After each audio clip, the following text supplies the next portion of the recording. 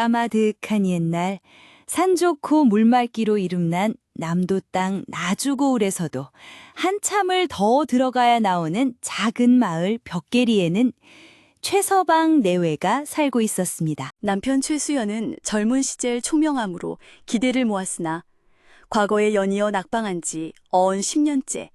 이제는 30 중반을 훌쩍 넘긴 백수 선비였습니다. 그의 부인 강은하는 본래 고운 얼굴과 야무진 솜씨를 지녔으나 10년 넘는 세월 동안 남편의 뒷바라지와 가난에 시달리며 그 고왔던 얼굴엔 날카로운 신경질이 새겨지고 입가엔 불만이 가득한 쌀쌀맞은 표정이 떠나지 않았습니다. 그녀 역시 30 초반에 아직은 젊은 나이였지만 거친 살림살이에 손마디는 굵어졌고 한때 반짝이던 눈빛은 남편에 대한 원망과 삶에 대한 체념으로 흐릿해져 있었습니다. 그들 부부가 혼인한 지도 벌써 10년이 훌쩍 넘었지만 두 사람의 사이는 살얼음판을 걷듯 위태로웠고 특히 남편 최수연이 과거에 급제는커녕 돈 한 푼 벌어오지 못하자 강씨 부인의 바가지 소리는 날이 갈수록 높아져만 갔습니다. 아이고 내 팔자야.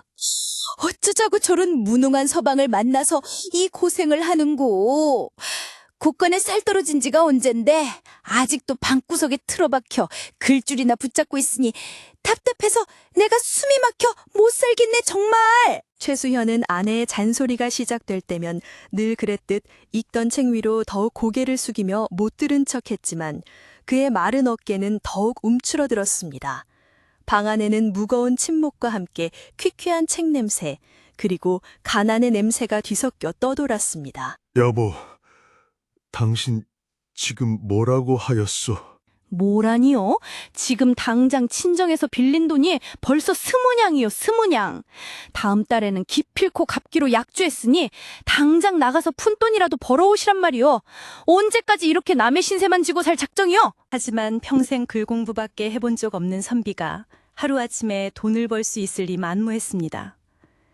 장사를 해보려 해도 수완이 없어 미천난 날리기 일쑤였고 머슴살이라도 해보려 하면 어설픈 몸짓에 실수만 연발하다 쫓겨나기 다반사였습니다. 그럴수록 아내의 잔소리는 더욱 심해졌고 최수연의 자존감은 바닥을 쳤습니다. 그는 점점 더 깊은 무력감에 빠져들었고 아내와의 대화는 완전히 끊기다시피 했습니다. 그들의 집은 더 이상 따뜻한 보금자리가 아니었습니다. 그러던 어느 늦가을 오후 아침부터 아내의 날카로운 잔소리에 시달린 최수연은 무거운 마음으로 집을 나섰습니다. 딱히 갈 곳도 없이 해질녘까지 마을 어귀를 정처 없이 배회했습니다. 주막에서 막걸리 한 사발로 겨우 허기를 면하고 어둑어둑해져서야 무거운 발걸음을 집으로 옮겼습니다. 부인, 나 다녀왔소. 힘없이 문을 열고 들어서려는데 안방에서 이상야릇한 남녀의 숨소리와 교성이 새어나왔습니다. 최수연의 머릿속이 하얗게 비는 듯 했습니다. 설마 아내가... 불길한 예감에 휩싸인 최수연은 떨리는 손으로 방문을 벌컥 열어젖혔습니다. 방 안의 광경은 그의 눈을 의심케 했습니다. 그의 아내 강씨 부인이 웬 낯선 사내와 한 몸이 되어 뒤엉켜 있었던 것입니다. 이게 지금 무슨 해괴망측한 짓이오? 아무리 이 못난 남편을 무시한다지만 이제는 대놓고 외간 남자와 놀아나다니. 그런데 아내와 함께 있던 사내가 천천히 고개를 들었을 때 최수연은 자신의 눈을 의심하며 그 자리에 얼어붙고 말았습니다. 그 사내는 자기 자신과 똑같이 생겼기 때문입니다. 심지어 입고 있는 옷마저 자신이 아침에 입고 나갔던 빛바랜 두루마기와 똑같았습니다. 네 이놈은 대체 누구인데 내 행세를 하는 것이냐? 그건 내가 할 소리인데. 대관절 당신이야말로 어디서 굴러먹던 놈이게 감히 이 집주인 행세를 하는겨? 놀라기는 강씨 부인도 마찬가지였습니다. 그녀는 황급히 옷매무새를 가다듬으며 이쪽 최서방과 저쪽 최서방을 번갈아 쳐다보며 어쩔 줄 몰라 했습니다. 아이고, 서방님. 어찌 서방님이 두 분이나 되신단 말씀이세요? 이게 꿈이요, 생시요? 부인, 방금 전까지 나와 뜨거운 사랑을 나누지 않았소. 내가 당신의 진짜 남편 최수현이오. 아니요, 부인. 내가 진짜요. 저 요망한 놈의 말에 속아 넘어가지 마시오. 나는 방금 밖에 나갔다가 들어온 당신의 남편 최수현이요. 똑같은 얼굴, 똑같은 목소리로 서로 자신이 진짜 최서방이라고 외쳐대니 강 씨 부인은 누가 진짜 남편인지 도무지 구분할 수가 없었습니다. 아이 참, 이걸 어쩐단 말이오. 누가 진짜 내 서방님이냔 말이오. 사또께 가서 누가 진짜 제 서방님인지 가려달라고 여쭤보는 수밖에 없겠어요. 잠시 후 관아에 도착한 2명의 최서방과 강씨 부인은 나주 목사 앞에 엎드렸습니다. 사또, 소인이 진짜 최수현이옵니다. 저놈은 소인의 행세를 하는 가짜이옵니다. 아무리 현명하기로 소문난 나주 목사라지만 눈앞에 똑같이 생긴 두 사람을 놓고 보니 여간 난감한 일이 아니었습니다. 허허, 이거 참으로 기이한 일이로다. 하늘 아래 어찌 이리 똑같은 자가 둘이나 있단 말인가? 이를 어쩌면 좋단 말인가? 분명 한 놈은 진짜를 교묘하게 흉내낸 가짜란 말인데, 그렇다면 보이는 것은 속일 수 있어도 보이지 않는 것까지 따라하지는 못했을 터. 강씨 부인, 그대만 알고 있는 남편의 특별한 신체적 특징이 있는가? 아이고, 사또! 있습니다, 있어! 제 서방은 어렸을 적에 등에 큰 종기가 나서 앓은 적이 있습니다. 그때 생긴 흉터가 왼쪽 어깨 쭉지 아래 커다랗게 남아있지요. 그 흉터는 저와 하늘만 아는 것입니다. 옳거니, 그거면 되겠다.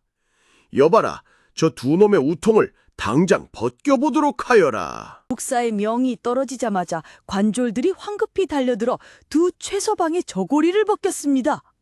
그런데 이게 무슨 해괴한 일입니까? 두 사람의 왼쪽 어깨 쭉지 아래에는 크기도 모양도 똑같은 흉터가 선명하게 자리 잡고 있었습니다. 사또, 보십시오. 제 어깨 쪽지 아래에 분명히 흉터가 있지 않습니까? 소인이 진짜입니다. 아닙니다, 사또. 저놈의 것은 가짜입니다. 제 흉터야말로 진짜입니다. 이걸 보십시오. 관아에 모인 사람들은 모두 경악을 금치 못했습니다.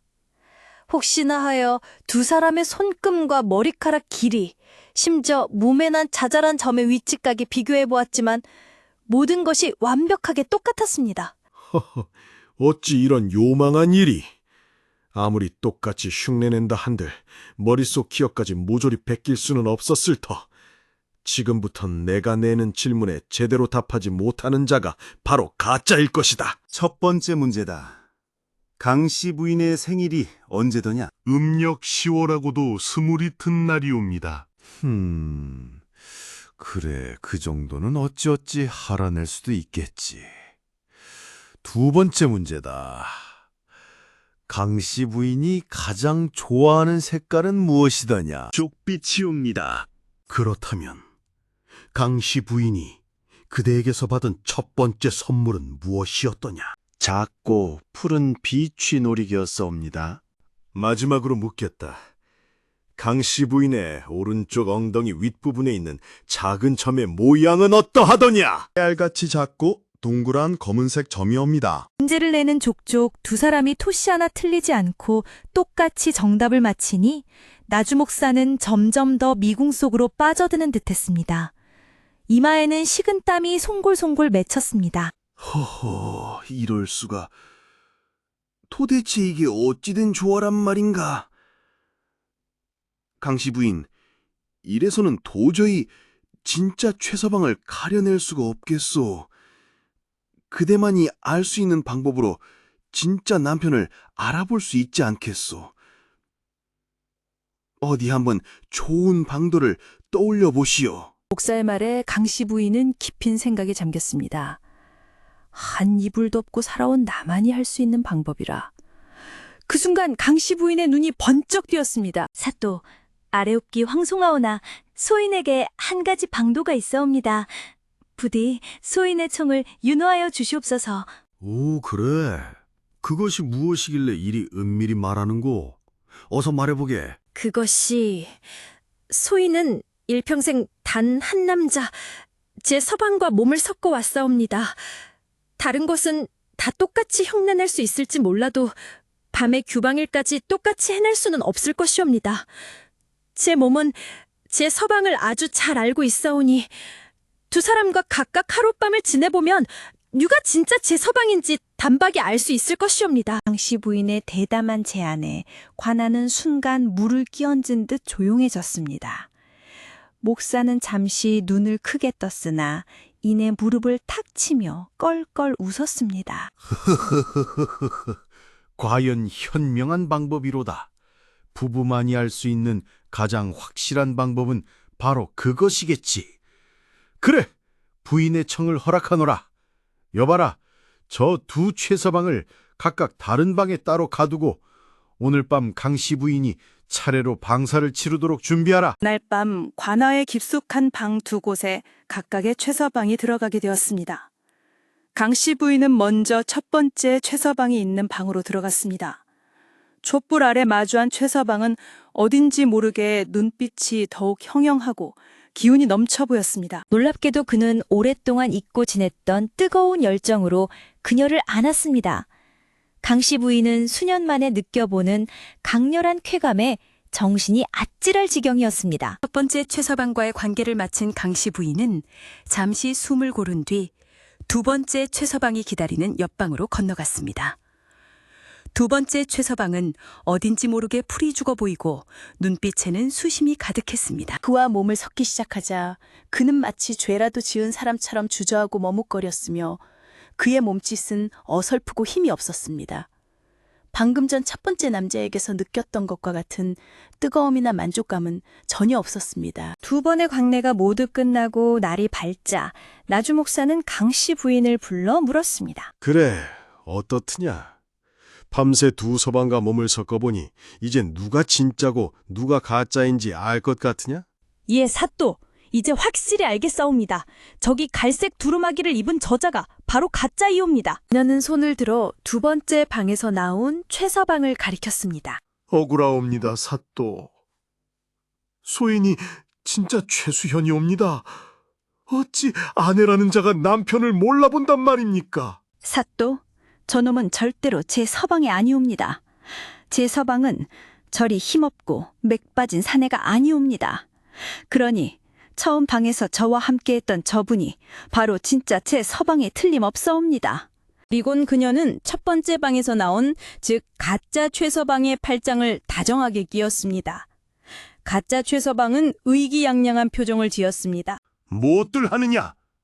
어서 저 요망한 사기꾼 놈을 관아 밖으로 내쫓도록 하라. 결국 진짜 최수연은 억울하게 관아에서 쫓겨나고 말았습니다. 그는 망연자실한 표정으로 거리에 나앉았습니다.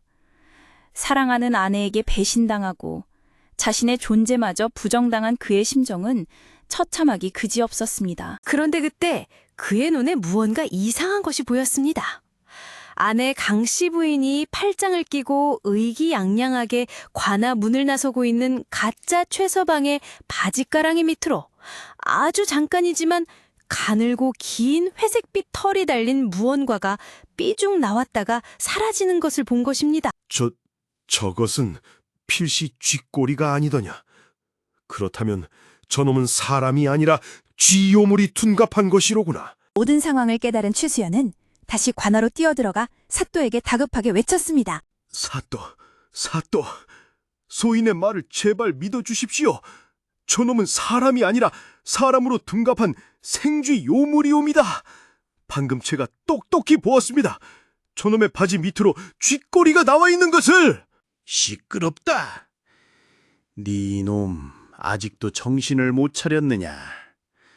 어서 저 미친놈을 다시 끌어내거라. 관졸들이 달려들어 그를 끌어내려 하자 이대로는 안 되겠다 싶었던 최수연은 순간 기지를 발휘했습니다. 그는 갑자기 반항을 멈추고 아주 공손한 태도로 목사에게 말했습니다. 예, 사또의 말씀이 모두 옳습니다. 사실은 소인이 진짜 최수연이 아니라 저자를 흉내는 가짜이옵니다. 오호, 이제야 진실을 말하는구나. 그렇다면 니놈의 정체는 무엇이냐? 어서 바른 대로 고하렸다. 사또, 소인의 진짜 정체가 정녕 궁금하시다면 작은 괴짝 하나와 그 안에 넣을 날랜 고양이 한 마리만 요의해 주시옵소서.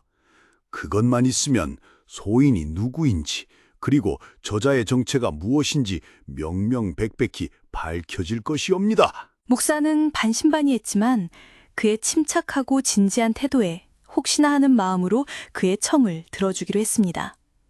잠시 후 고양이 한 마리가 들어있는 작은 나무 꾀짝이 준비되었습니다. 자, 니놈이 말한 대로 고양이를 구해왔다. 이제 어선 니놈의 정체를 밝히고 이 모든 소동을 끝내도록 하라. 그런데 최수연은 괴짝을 받자마자 돌연 가짜 최서방을 향해 쏜살같이 달려갔습니다. 그리고는 눈 깜짝할 사이에 괴짝 뚜껑을 열어 그 안에 있던 고양이를 가짜 최서방의 얼굴에 확 던져버렸습니다. 날카로운 고양이 울음소리와 함께 괴짝에서 뛰쳐나온 고양이가 가짜 최서방에게 달려들자 찍! 하는 비명과 함께 놀라운 광경이 펼쳐졌습니다. 가짜 최서방은 순식간에 온데간데 없이 사라지고 그 자리에는 커다란 시궁쥐 한 마리가 벌벌 떨며 나뒹굴고 있었습니다. 그리고 그 쥐는 고양이를 피해 황급히 가장 가까운 쥐구멍으로 쏜살같이 달아나 버렸습니다. 아니, 이럴 수가.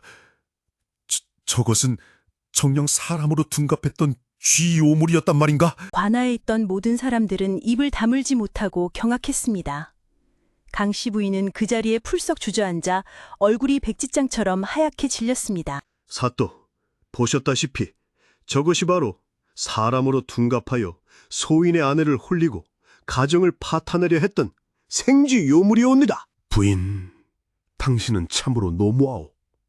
10년을 함께 산 지아비와 생쥐 한 마리에 그것도 구분하지 못한단 말이오. 그러고도 당신이 내 아내라 할 수 있어. 아니, 그럼 당신은 어떻구요? 생쥐보다도 못한 그것을 가지고 있으니 내가 오해를 할 수밖에 더 있었겠어요? 애당초 당신이 좀 더 남편 구실을 제대로 했더라면 이런 일이 생기지도 않았을 것이요. 하하, 그만들 하게나. 이제 모든 오해가 풀리지 않았는가? 그동안 부부가 서로에게 얼마나 소홀했으면 저런 요망한 쥐새끼에게 그런 빌미를 주었겠는가? 이제부터라도 서로를 좀 더 아끼고 이해하며 살아가도록 하시게. 집으로 돌아가는 길 최서방 내외는 한동안 아무 말 없이 나란히 걸었습니다. 어색한 침묵이 흘렀지만 그들의 마음속에는 각자 복잡한 상념이 교차하고 있었습니다. 앞으로 또 한 번이어도 나를 헷갈리겠다가는 그땐 정말 가만두지 않을 것이오. 얼마나 밤일을 등한시했으면 당신이 생쥐와 나를 헷갈렸겠소. 이제부터라도 분발해야겠구려. 최서방 내외는 그날 이후로도 한동안 티격태격 다투기도 했지만 예전처럼 서로에게 날을 세우지는 않았습니다.